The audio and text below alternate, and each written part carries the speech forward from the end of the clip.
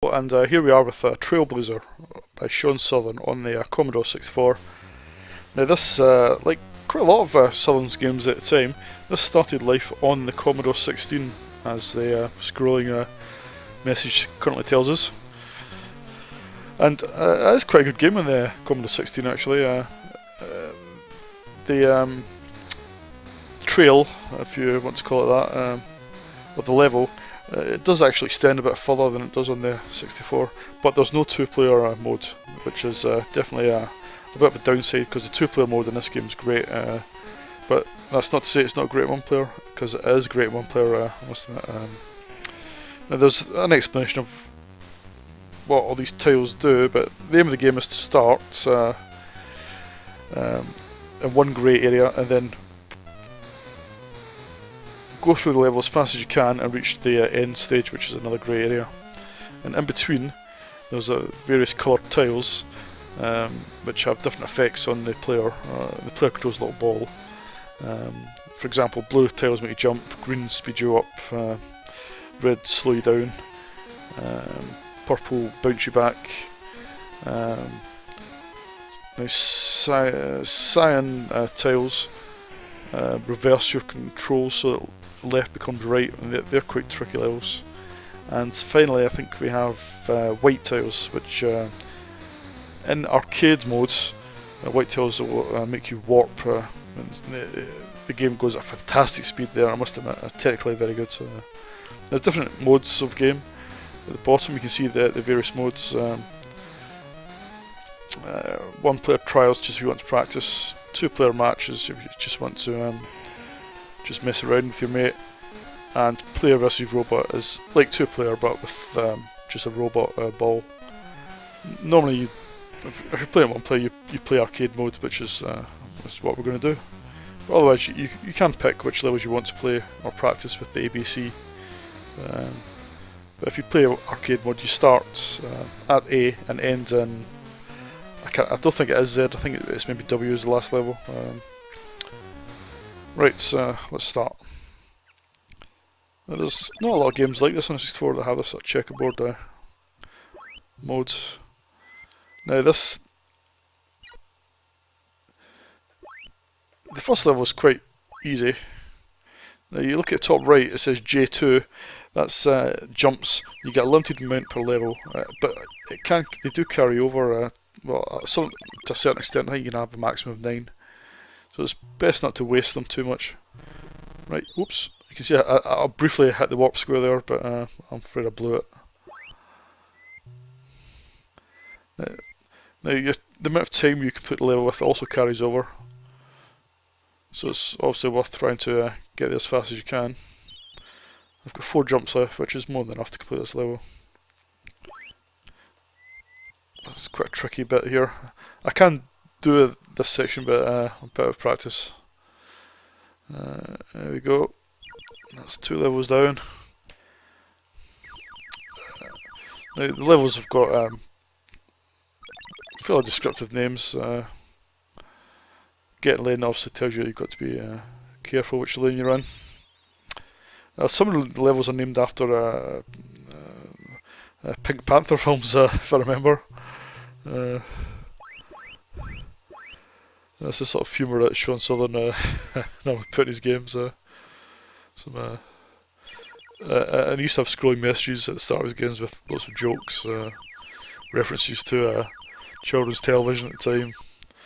I mean, at the time I think he was a student at the time. This is the bonus game, which is a bit like Simon. You've got to remember the order things are. To be honest, I never could really do very well at this game.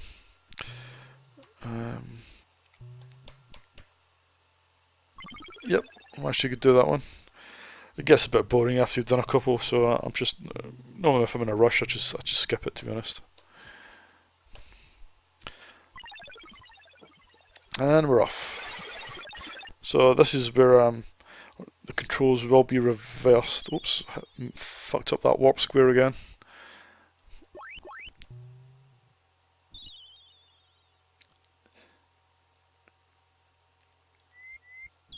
Ah, bugger. I'm not doing as well as I normally do, but I'll try and play on.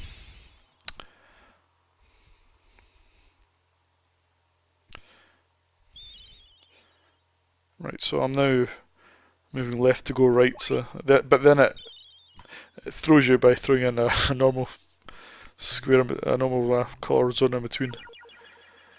And there's levels that are quite harsh with this, they alternate quite rapidly, they're known as nasty zones. Jump skull, right, so let's have a look at this. Okay, hit the warp square this time, not fucked up, yep, doing well here. Now, if you don't fuck up, this is where you can get a massive amount of time in the bank. I must admit, I've banked 35 seconds, this will serve me well for the rest of well, for a good few levels. This is really the key to completing the arcade mode. You must get a good run on the warp squares.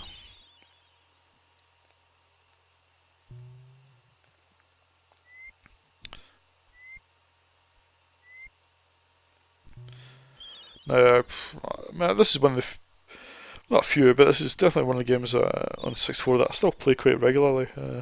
It's just because it's quite good fun. I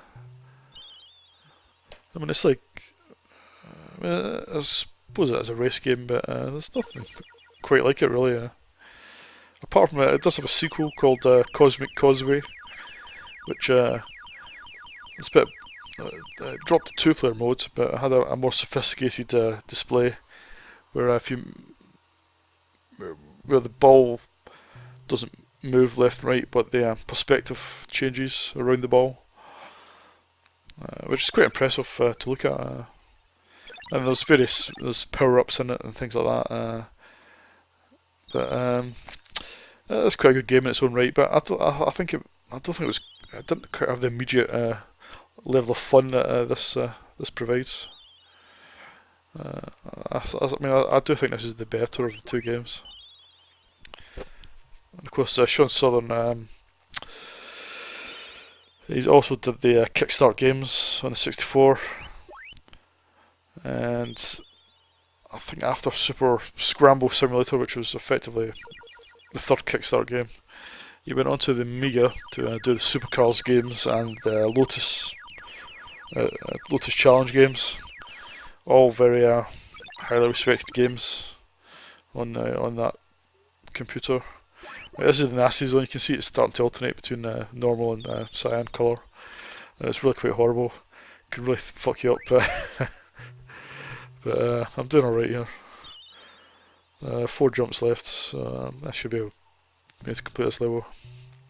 Yeah, easy enough. Well, that was level H.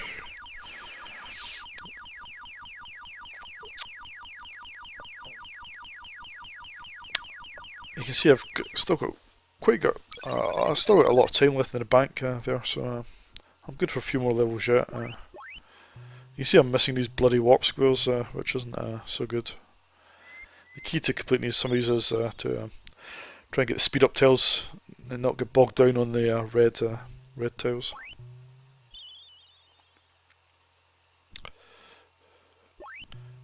If you hit a blue tile, it bounces in there, and that bounces you higher than a normal jump that you can perform yourself.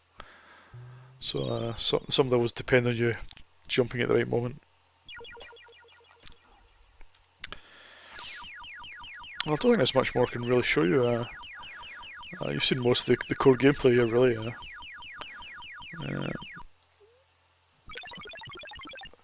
Yeah, I think I'll end the video here, to be honest. That's quite addictive actually. I'm trying to stop playing it. Oh, that's bloody tricky on us. Yep, I'm going to give it 9 out of 10 because I think this is still a great game. I just can't fault it. It's just tremendously fun. It is good fun in 2-player mode as well. I mean, oh. Yeah, this is where you don't want to get bogged down too much. Right, I'm going to end the video here. That's all for now. 9 out of 10, easy.